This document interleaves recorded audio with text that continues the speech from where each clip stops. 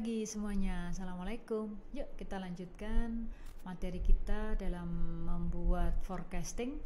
Di materi sebelumnya kita sudah belajar membuat forecasting dengan metode least square. Sekarang kita akan belajar membuat forecasting dengan metode product moment. Nah, di metode product moment di sini itu dasarnya sama. Kita harus punya data dulu. Di mana data di sini ada data penjualan di beberapa tahun. Nanti ketika di metode product moment di sini tidak terpancang data itu ganjil atau genap. Kalau pada metode least square data itu bisa kita kelompokkan dalam data ganjil dan genap. Maksudnya jumlah n-nya.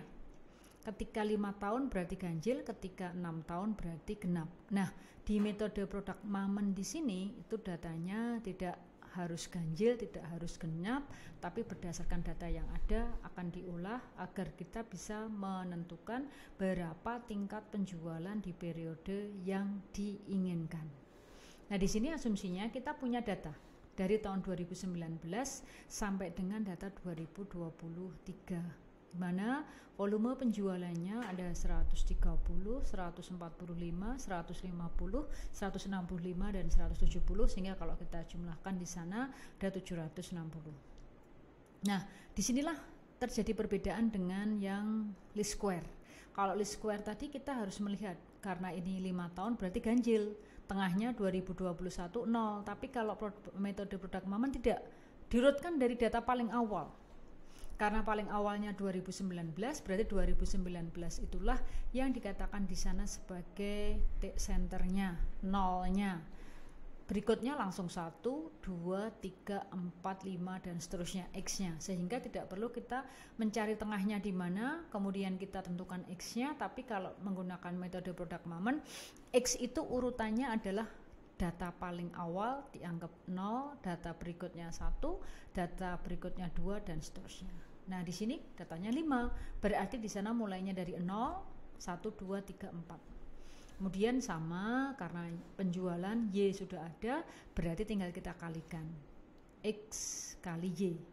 0 kali 130, 1 kali 145, 2 kali 150, 3 kali 165, 4 kali 170.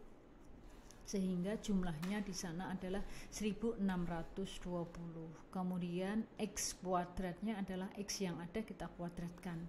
0 kali 0, 0, 1 kuadrat 1, 2 kuadrat 4, kemudian 3 kuadrat 9 dan 4 kuadrat di sana 16, sehingga jumlah X kuadratnya 30.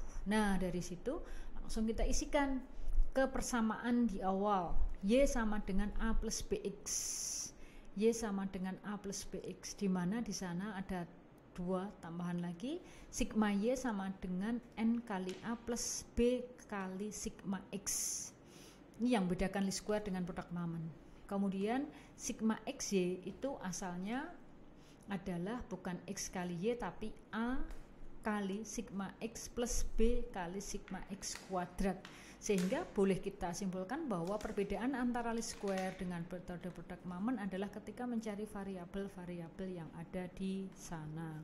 Nah, sehingga di situ sudah disebutkan Y-nya tadi 760, N-nya 5, kemudian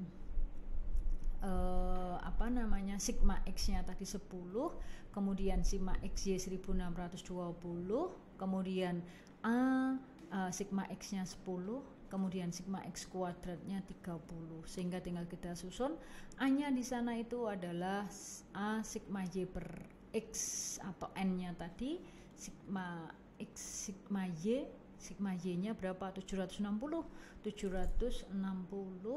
kemudian di sana sigma N. Nah, sehingga sudah ketemu di sana. A-nya itu adalah 132, B-nya 10. Sehingga tinggal kita susun Y sama dengan 132 plus 10X. Nah, sehingga Y 2024 di sini sebesar 132 plus 10 kali 5. Kenapa di sini 5? Karena tadi di awal di sini sudah terlihat X-nya 0, 1, 2, 3, 4. 2023. Berarti 2024 lanjutannya. Setelah 4 berapa? 5. Nah, di sini kita susun 5. sehingga hasilnya 182. 2023 170, 2024 182. Nah, di sini melihatnya bahwa metode produk Maman itu dari tahun ke tahun akan selalu tambah besar, tambah besar, tambah besar. Ketika di sana memang nanti tingkat penjualannya juga selalu tambah besar. Ketika penjualannya turun ya turun. Nah, disinilah kita harus tahu bahwa masing-masing metode itu ada kelebihan dan ada kelemahannya. Nah, sehingga sekarang kita sudah bisa mengetahui berapa prediksi tingkat penjualan tahun 2024, yaitu sebesar 182 unit. Nah, itulah sehingga kita bisa langsung tahu bahwa oh ternyata dengan pendekatan produk Maman, perusahaan yang semula di tahun 2023 jual 170, 2024 nanti perkiraannya yang akan dijual adalah di angka 182 unit. Artinya apa? Perusahaan memprediksikan tingkat penjualan di tahun 2024 nanti sebanyak 182 unit.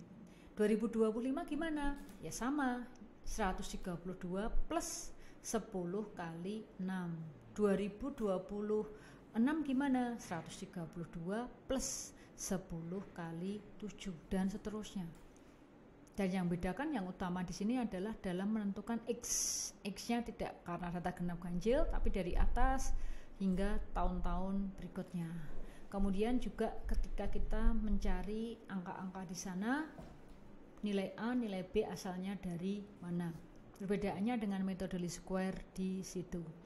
Nah, di belakang ini ada beberapa soal latihan, nanti mohon dikerjakan, dihitung di sana berapa hasil daripada perusahaan ketika melakukan forecasting penjualan.